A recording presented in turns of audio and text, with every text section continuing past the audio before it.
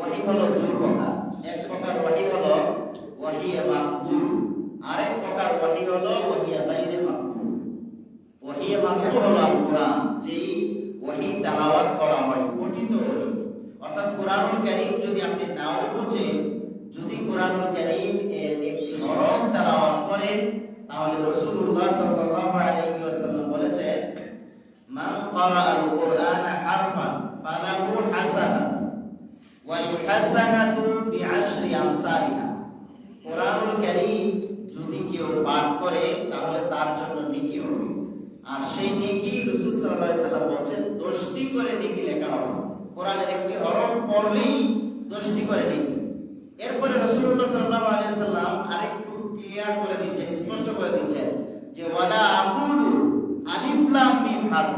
আমি বলি না যে আলিফ লাম মিম একটা হরফ, আলিফ লাম মিম পড়লে 10টি নেকি হবে, এটা আমি বলিনি। বরং বাল আলিফু হারফুন ওয়াল লামু হারফুন ওয়াল মিমু হারফুন।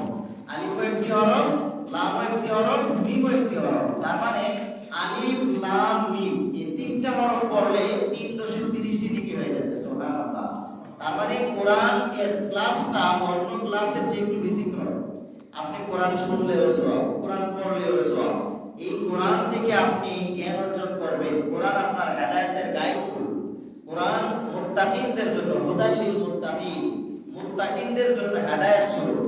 এই কোরআন পরকালে আপনার জন্য নাজাতের ফয়সালা হবে। কোরআন আপনার জন্য সুপারিশ করবেন। কোরআন কিয়ামতের ময়দানে আল্লাহ সুবহানাহু ওয়া তাআলাকে বলবে, মানআতুহুন নাওমু বিল-লাইল। হে আল্লাহ, রাতের বেলা সে আমাকে তেলাওয়াত করেছে, আমি তাকে ঘুমানো থেকে বাধা দিয়েছি। ফাশাফা'নি ফীহি। আল্লাহ, তুমি আমার পক্ষ থেকে তার সুপারিশ কবুল করো। সুবহানাল্লাহ। এই কোরআন আপনার ব্যাপারে সুপারিশ করবে।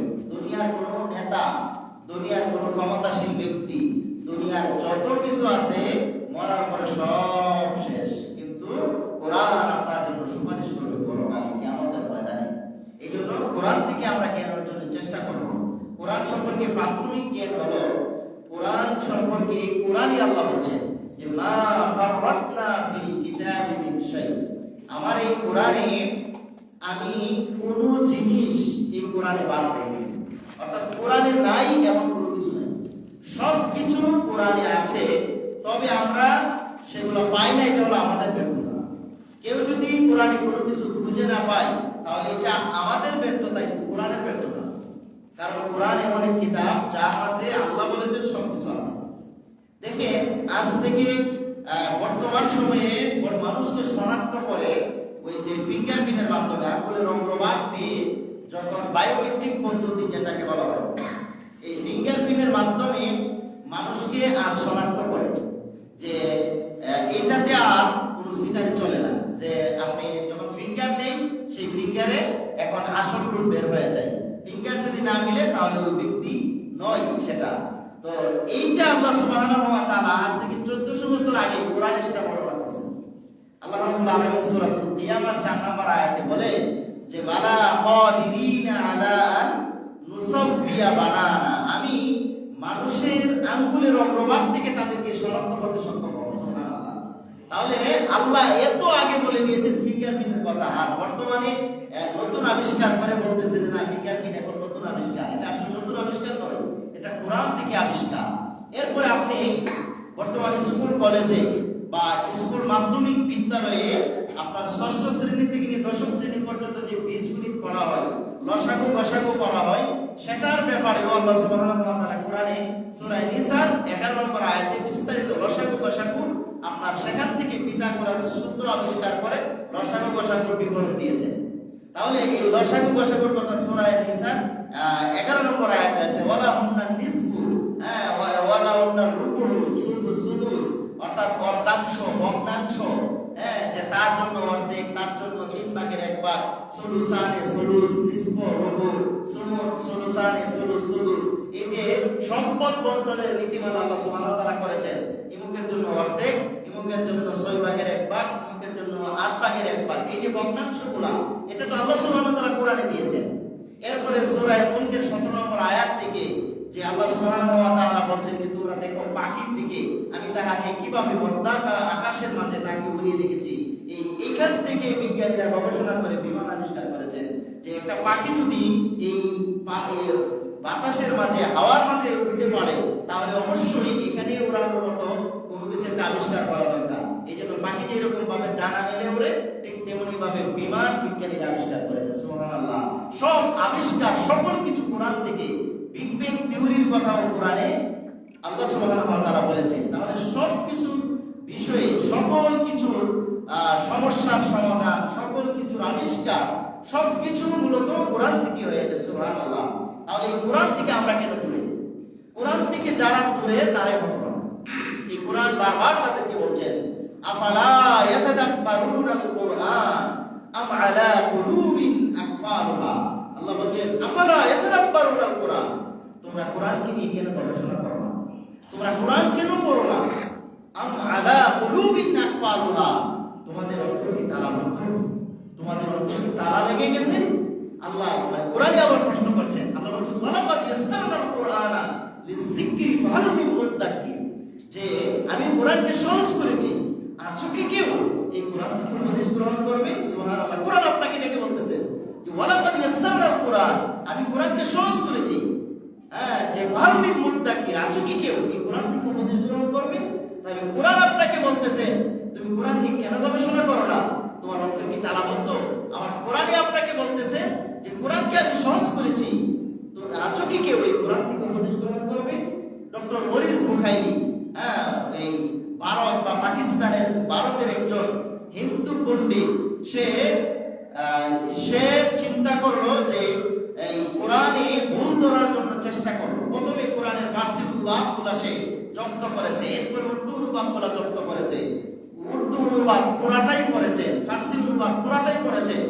এর পরবর্তী সময়ে সে চিন্তা করলো যে কোরআন তো নাজিল হয়েছে আরবি ভাষায়, এখন এই আরবি ভাষায় কোরআন নাজিল হয়েছে, আমি তো ফার্সি ভাষায় কোরআন পড়ে কোরআনের সঠিক ভুলটা ধরতে পারবো না, উর্দু ভাষায় ধরতে পারবো না, হয়তো আরবি ভাষায় পড়লে আরবি ভাষাটা বুঝলে কোরআনের ভুল ধরাটা সহজ হবে। এই জন্য সে আপনার আরবি শেখা শুরু করলো।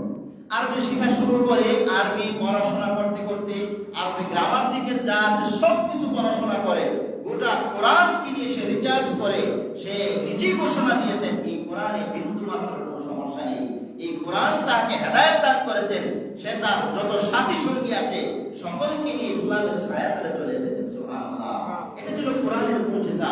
যারাই কোরআনে ভুল ধরতে আসবে, যারাই কোরআনকে কোনো কিছু করতে চাইবে, তারাই কোরআনের ছায়া বলে কোরআনের হেদায়েতে আল্লাহ যদি নসিবে থাকে অবশ্যই হেদায়েতে আসতে পারবে। এই জন্য এই কোরআন আমাদেরকে জীবনের মূল পরিবর্তন করে দিতে পারে। এই কোরআন আপনি আমাকে সুন্দর জীবন দিতে পারে। এই কোরআন যদি আপনি পড়েন তাহলে সুন্দর জীবন পাবেন। কোরআন থেকে যদি আপনি মুখ ফিরান তাহলে হতাশাগ্রস্ত জীবন আপনার হবে, যেটা কোরআনই বলেছেন সূরা তাহা মাঝে আল্লাহ রাব্বুল আলামিন বলেন যে ওয়ামান আ'রাদা আন যিকরি ফাইন্না লাহু মাঈশাতান দানকা। আল্লাহ বলেন ওয়ামান আ'রাদা আন যিকরি, যে আমার এই জিকির থেকে মানে কোরআন থেকে যে মুখ ফিরিয়ে দিবে, ফাইন্না লাহু মাঈশাতান দানকা, আমি আল্লাহ তার জীবনে নামিয়ে দিব সংকীর্ণতা। তার জীবনটা হয়ে যাবে একেবারে হতাশাগ্রস্ত। জীবনে যত সমস্যা দেখতে পাবেন, যারা কোরআন থেকে দূরে আছে তাদের টেনশন বেশি, কোরআন থেকে যারা দূরে আছে তাদের হতাশা বেশি। কোরআন যারা কোনদিন পড়াশোনা করে না, কোরআনের কাছেও যায় না, কোরআনের একটা সূরাও তেলাওয়াত করে না, তাদের হতাশা কোনদিন কাটবে না। এই জন্য টেনশন হতাশা আসলেই আপনি কোরআন পড়বেন, দেখবেন আপনার এই টেনশন হতাশা দূর হয়ে যাবে। এমনকি এই কোরআন আপনাকে দাজ্জালের ফিতনা থেকে বাঁচাবে। হাদিসে আসছে রাসূলুল্লাহ সাল্লাল্লাহু আলাইহি ওয়াসাল্লাম বলেন মান হাফিজা 10 আয়াতিন মিন সূরাতিল কাফি রুসিমা মিনাদ দাজ্জাল, যে ব্যক্তি সূরা কাফের 10টি আয়াত মুখস্থ করবে আল্লাহ তাকে দাজ্জালের ফিতনা থেকে মুক্তি দান করবেন। সুবহানাল্লাহ। এরপরে রাসূলুল্লাহ সাল্লাল্লাহু আলাইহি ওয়াসাল্লাম বলেন যে ব্যক্তি এই কোরআনের 30 আয়াত সম্বলিত একটি সূরা আছে, এই সূরা যেই ব্যক্তি প্রতি রাতে তেলাওয়াত করবে কিয়ামতের কবরে, তার মৃত্যুর পরে তার কবরে কোনোদিন আযাব হবে না। কবরের আযাব থেকে এই কোরআনই আপনাকে বাঁচাবে। সেটা হলো সূরাতুল নূর।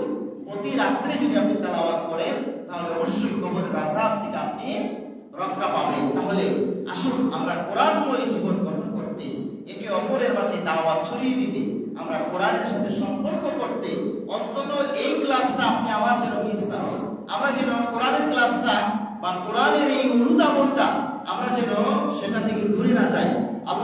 তৌফিক দান করুন, আল্লাহুম্মা আমিন। আমরা আজকে সূরাতুল ফাতিহা থেকে শুরু